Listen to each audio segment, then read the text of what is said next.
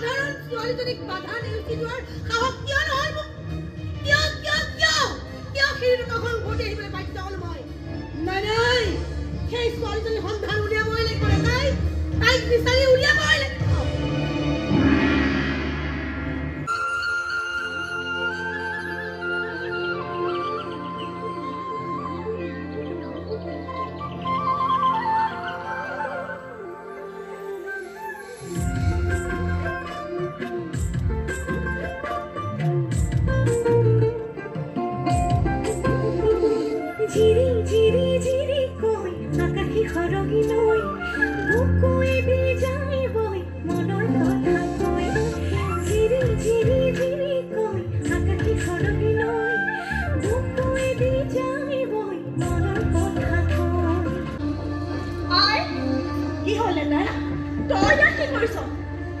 প্ৰকৃতিৰ মাজত বহি ইহঁতবোৰক মই মোৰ দুখৰ কাহিনী শুনাই আছো।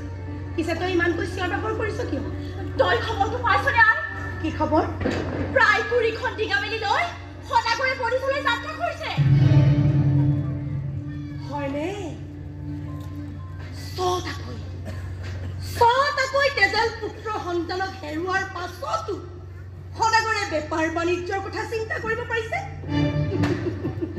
মানি কৈছো তেওঁৰ অসীম ধৈৰ্য শক্তি। আৰু মোৰ পিতৃদেৱে এনেকুৱা এজন জ্ঞানী অহংকাৰী ধৈৰ্যহীন মানুহক বস কৰাৰ চৰ্ত আৰোপ কৰিছে মোৰ ওপৰত। সদাগৰে পূজা দিলেহে বোলে মই মৰ্তে পূজা পাম।